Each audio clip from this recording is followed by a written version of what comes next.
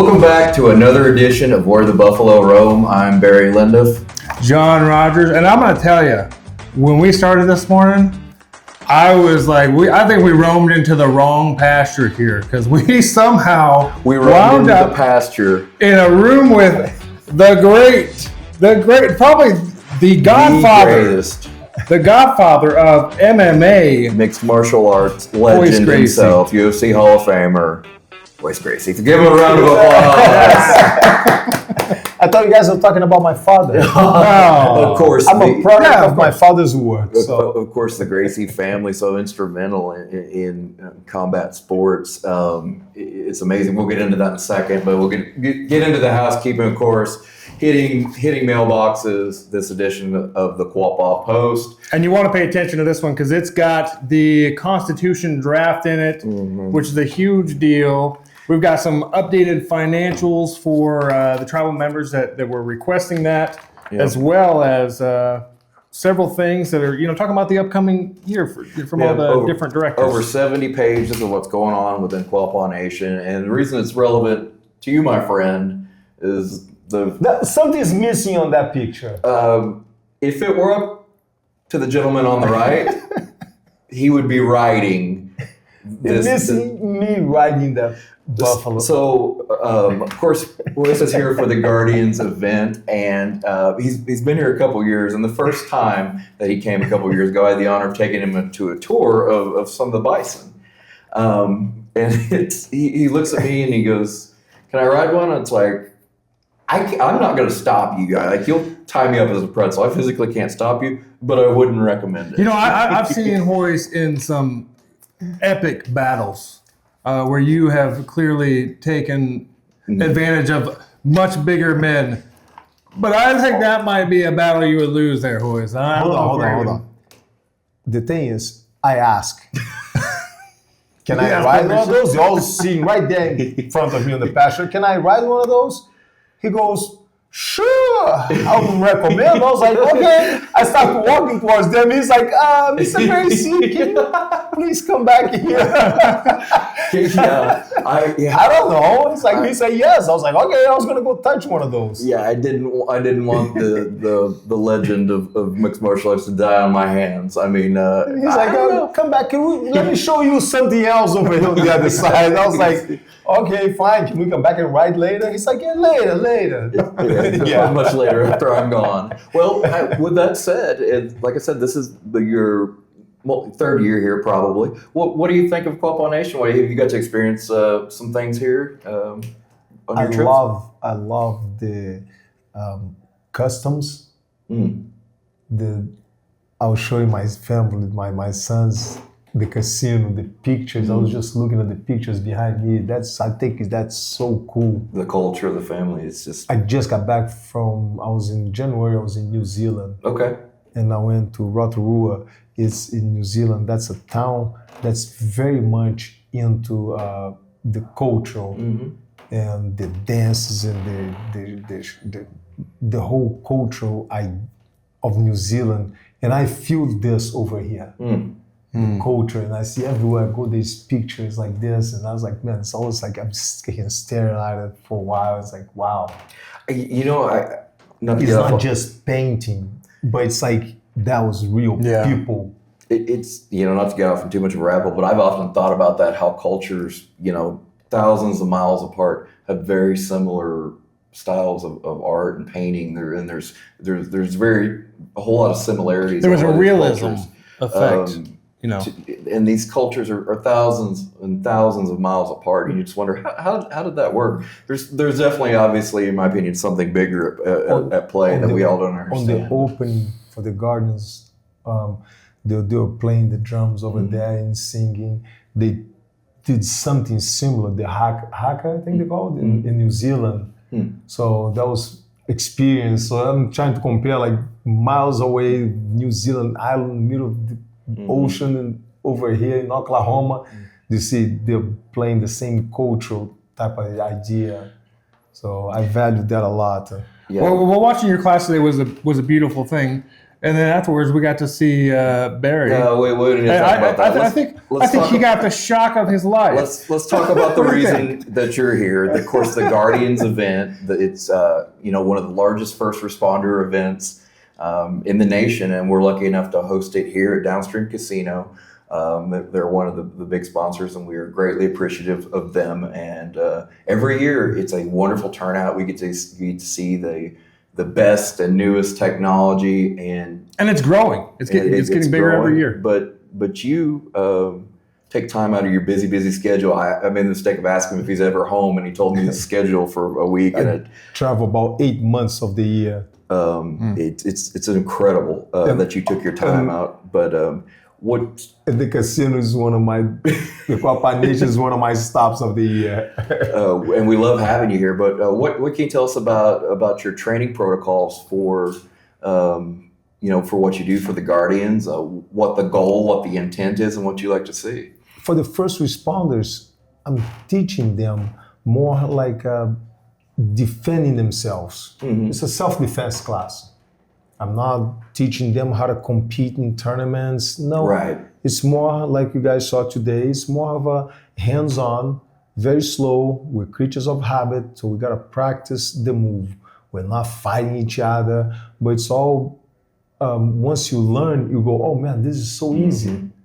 So anyone can do it. There was all different levels in the class today, and anyone is able to do it. Yeah, Barry, do you feel like you learned anything today? I did. I learned more at the end than I did at the beginning. But no, I love going into it because you're absolutely correct. There's a element of de-escalation to everything. It's the social contract of this to this are mighty. I mean, it's a black and white stark comparison. And I love that you start out as far as like the de-escalation, keep the space, and only resort to when you have to the force. So yeah, I'm not teaching them how to fight. I'm teaching them how to defend themselves. Yeah. They're the first responders. The name says all. And at the same time, what you're teaching them to do is non-lethal. Yes. It keeps everybody it keeps everybody safe. It's to keep us safe. Yes. It's a self-defense art. It's not to come in. I'm gonna come in and beat somebody up. Mm-hmm. No, there's nothing to do with beat somebody up. It's about survival. As long as you can go home, you can survive the attacker. I did my job. Mm.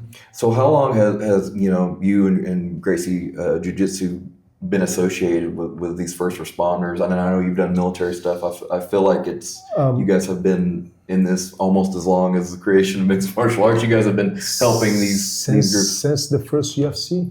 Wow. I mean, before the first UFC, we used to teach back in the garage, and those local police departments from Torrance, mm-hmm. California, they used to come move. A lot of the officers used to come over and take our classes back in the garage days, in DEA and Navy SEALs. But after the first UFC, that's when it became, okay, we have to hire. Before they used to come to us in the garage and right. learn, but then after the first UFC, they start to hire us, hey, come to teach our department. I was just before here, excuse me, I was in North Carolina, Raleigh, North Carolina, teaching the instructors for the highway patrol of the whole state. And they spent 4 days with me. I was teaching them not just the moves, but how to teach the moves. Wow. And you guys are pretty good instructors that come along with you on projects like this, or at least around here, right? We don't believe in good student or bad student. We believe in good teachers and bad teachers. So if the student cannot do, it's our fault. So we take the blame. So the student is there to learn. If they did the student did his job by showing up to class. So I have to do my job on teaching. That's a really awesome outlook. And so instead, a lot of people blame, oh, this student is no good, cannot learn. I don't look at it that way. I look at, if you're a good teacher, you will be able to teach. He's doing his job, or her or she's doing her job by showing up to class. So it's my obligation, my job to teach them. Wow. So, and you have literally all sorts of people that show up to these classes, from young to a little bit older, all sorts of fitness levels and things like that. And you're able to really you're really able to do it on the fly, customize your teaching and adapt it to that person Based on that the day. student, yeah. Is that something that came naturally, or is that something that you had to? I learned from my family, from my Okay. brothers, my father. I watched them teach so much. And Okay. so I didn't invent anything. It was all my father, my uncles, my cousins.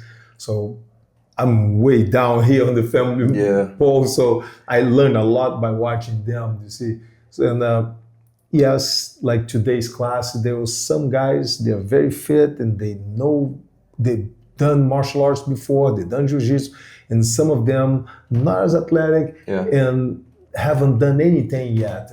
So first time on the mat. So I gotta be able to kind of keep balance on both of them, show something that both of them will be like, oh, okay, I got something out of the class. Well, so you don't have to be experienced and you don't have to see a brand new person. I'll put both together and I'll teach a same class and they'll be like, wow. The thing I really enjoyed watching today was watching some of those newer people that maybe weren't, physically inclined, gain confidence.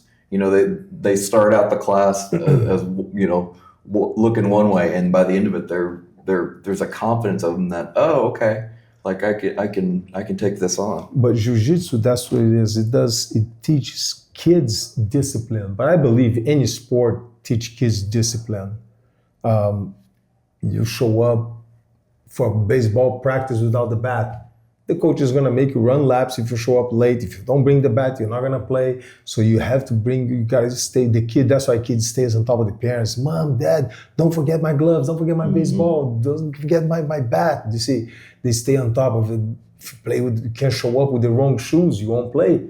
So it gives the kids discipline to show up on time, to stay on top of the parents, to collect my stuff, please bring. Any sport does that. But jiu-jitsu gives them confidence because you can defend yourself against somebody bigger, stronger, faster, doesn't matter. You see, I know how to defend myself. And teach the students decision-making after a while. After a while, you start to teach them how to make a decision because you get caught in a choke. You got a fraction of a second to turn this way or that way to escape. Or if you turn the wrong way, you're going to tap. You get caught in an arm bar, you got a fraction of a second to react this way or that way, or you're going to get caught. So you got to go the right way. You got to make a decision. You got to decide fast. Same thing in life.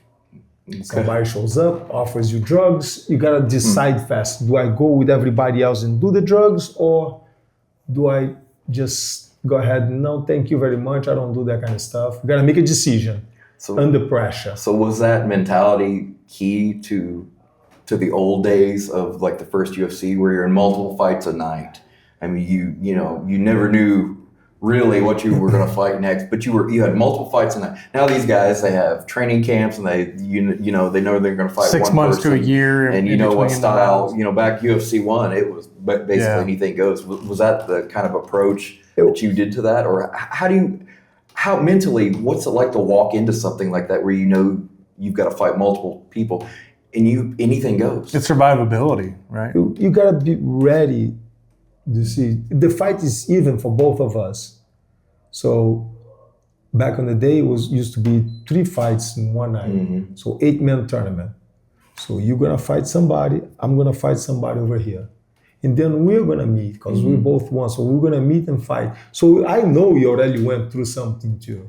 Right. I fought over here, but you fought over there. So it's even for both of us. It's not like it's a fresh man waiting for me, do you see? Okay. So what I see is, hey, another human across the room from me. Did I did my job? Did I did my cardio? Do I know what I'm doing? So I believe that you have to know what you're doing. In like everything, you have to know what you're doing. I don't know how to play American football. I don't know. I have no business inside the arena, the field. Okay, I know how to play. I know everything about football. I know how to play football, but I don't have endurance. So you have to have endurance.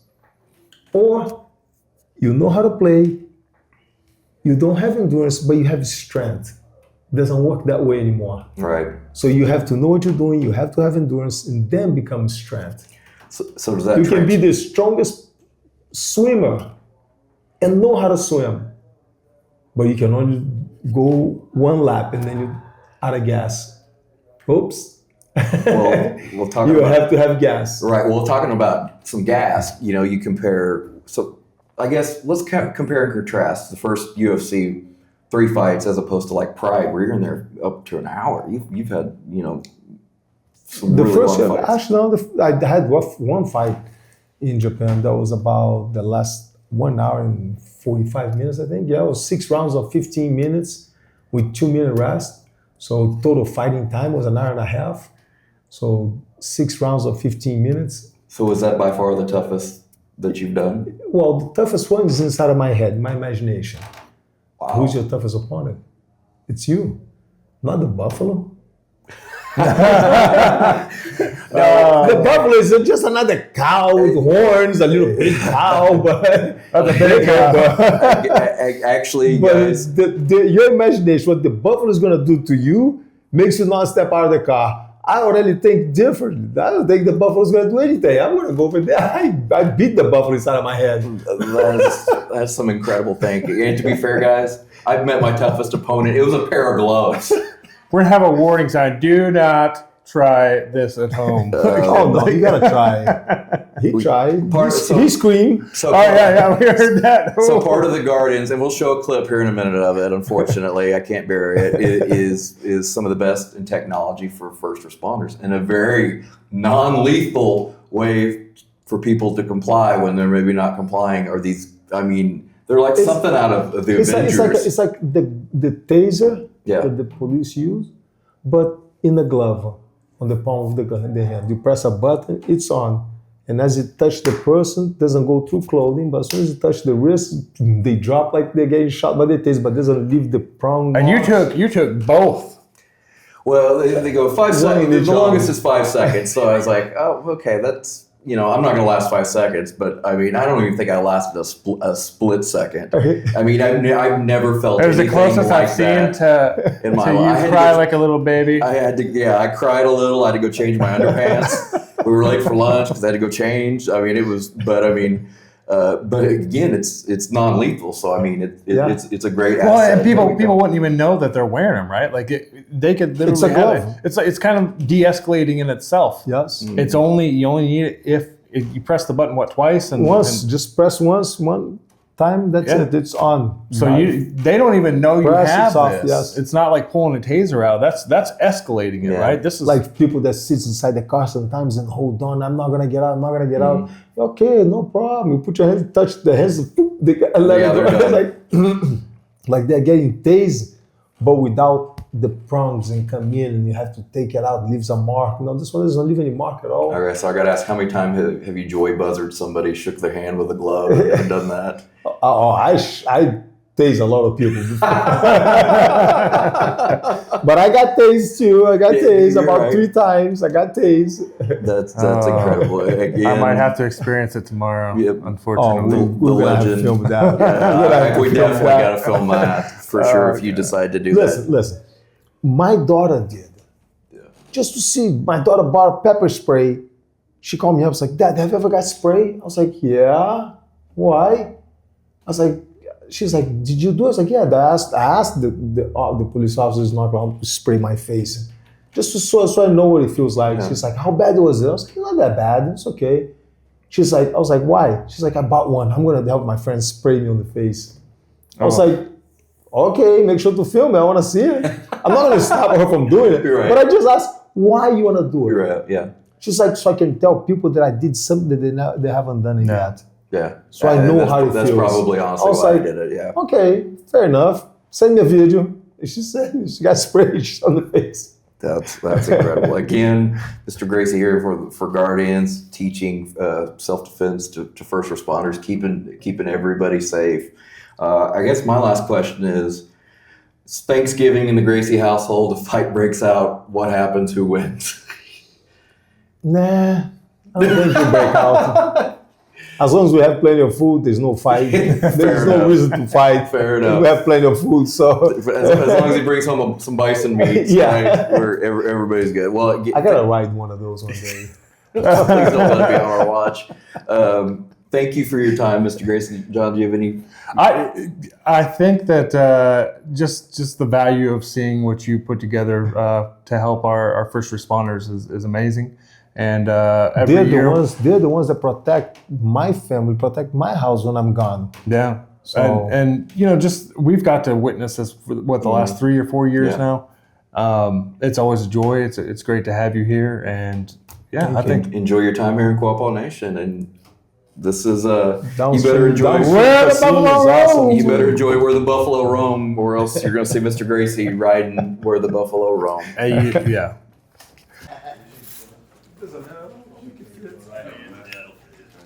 That's good. Glove with the other. You guys are mean. I'm saying it. You'll like it, Barry. It's fine. I'm on this side. Yeah. You want to? Yes, of course. When are we Come up. Do you explain to him? Doesn't go through clothes, doesn't go through hair. Only works across skin. I can touch here, I can touch here. It's only going to travel that far across skin. No electricity's getting into your body, so pacemakers, defibrillators doesn't affect it. What's the record? 5 seconds? 5 seconds would be a long time. So, when you say stop, we'll let I'll go. bare hand grab you too, just to show Ready? so I can transfer media. Go. Stop! Oh! Oh god, yeah. No, that's enough of that. That wasn't even a No, second! yep, no, I'm good. Social that you made it. He doesn't like this anymore. Doesn't go through Nothing, clothes. nothing. Both of them work like a taser, right? It just travels So, across the skin. it No doesn't touch, electricity it enters the doesn't go body. through clothing or hair. Doesn't leave any burns, doesn't mess with pacemakers or defibrillators or anything. It's okay, we vibrate. We're gonna grab right next to us in the show, it's not gonna go to us. It's on you, boys. Go. Oh, that's a good one. Oh man, The record is 3 seconds. Hey, now Mary That can't was talk like- trash on you. that was intense.